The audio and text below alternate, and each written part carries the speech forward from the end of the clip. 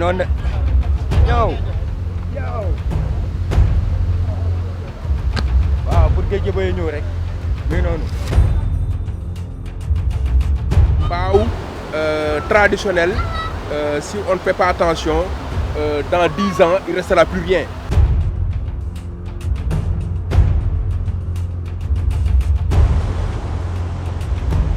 Ñun fekk si ñu géej gi de géej gi moom moo ñu fekk si ñun bi ñu dëkk fii am na ay kër yu newoon suñu kanam.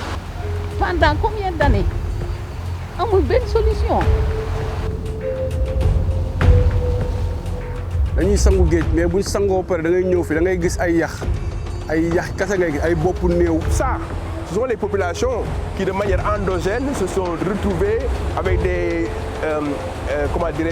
initiatives communautaires pour ne serait-ce que sauvegarder ce cimetière.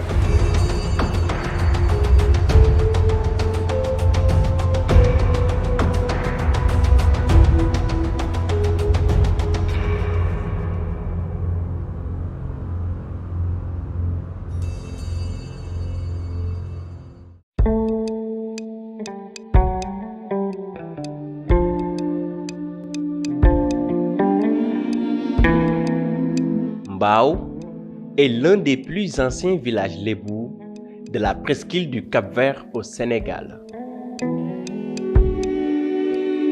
Cette communauté, dont l'activité principale est la pêche, se situe dans la banlieue de Dakar, la capitale. Depuis plusieurs décennies, l'avancée de la mer a englouti une bonne partie du village traditionnel. Plus d'une centaine de maisons et dans les eaux ou entièrement détruites. Rokhaya est née et a grandi ici. Sa demeure est l'une des dernières à se tenir encore debout face au déferlement des vagues. Le compte à rebours est déjà lancé pour cette septuagénaire. xool nga xam nga tawagul ndox mi baa ngi nii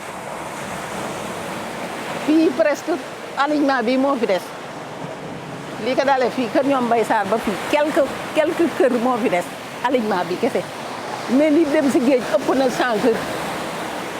lu géej gi jël. waaw fii amoon na jàkka amoon na ay kër kër da nga naan ndooyeen cekkeen njóobeen mooy village traditionnel bu Mbao ndooyeen disparaître na presque lii moo fi des. cekkeen disparaître moo fi ngeen jóge bàyyi maas njóobeen disparaître lii moo fi des lii donc boo doxee ni yegg fii lii moo fi des lii.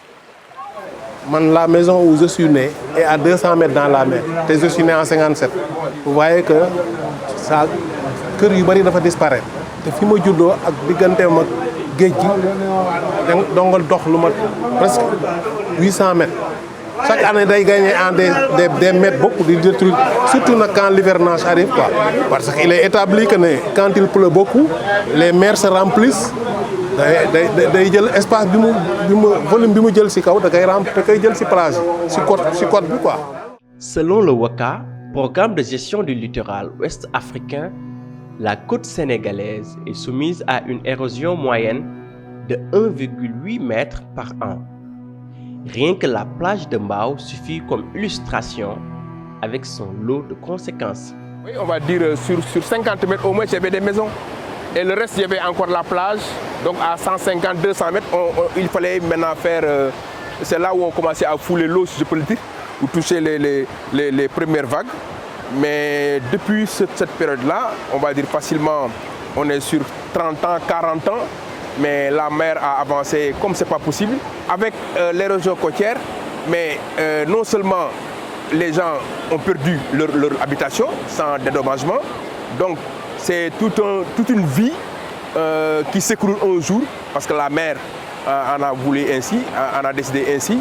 Mais c'est aussi toute une activité que les gens ont perdue parce que si on est loin de l'endroit où on s'occupait sur le plan professionnel, on commence déjà à perdre beaucoup de choses. C'est une perte au plan économique, c'est une vulnérabilité pour les populations. La gourmandise du monstre bleu ne cesse d'augmenter, grignotant la côte centimètre après centimètre. Même les morts ne sont pas épargnés.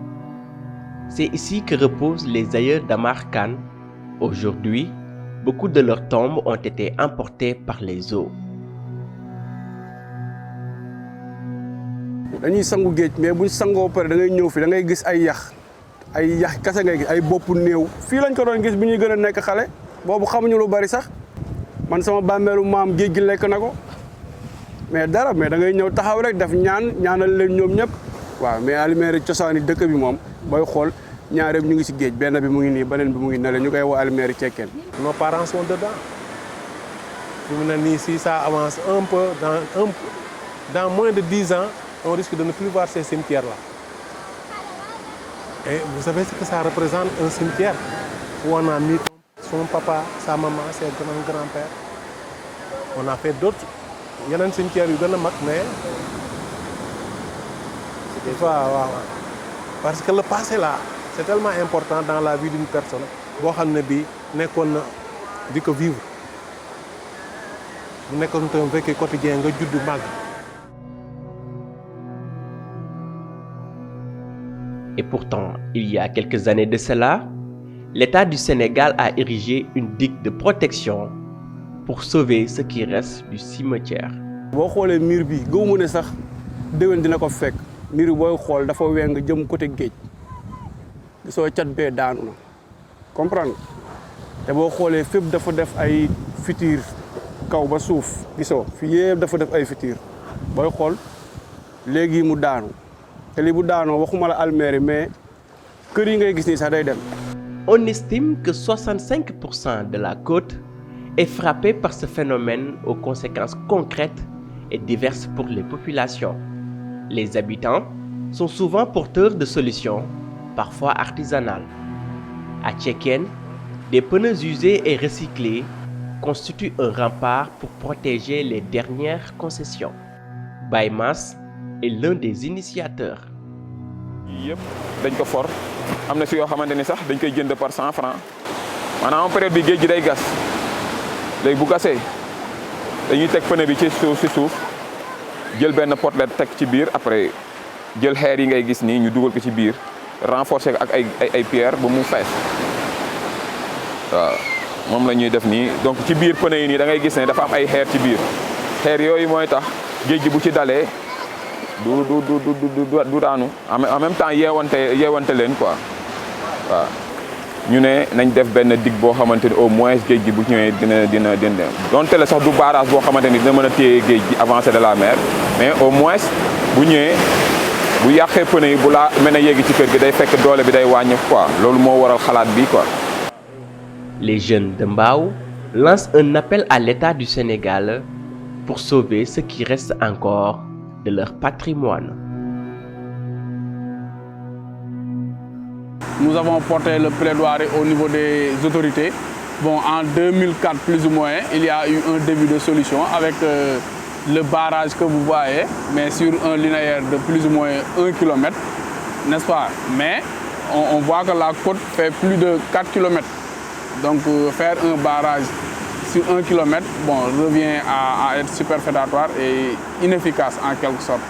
Et qu'aujourd'hui, la tendance a montré que ces barrages-là ne sont pas efficaces. Ça ralentit un peu le phénomène, mais n'est pas trop efficient par rapport à l'érosion côtière. Il y a ce qu'on appelle les solutions douces avec les restaurations de plages. On l'a constaté à Mbour. D'autres pays ont expérimenté aussi ça. Donc c'est de ça dont nous rêvons.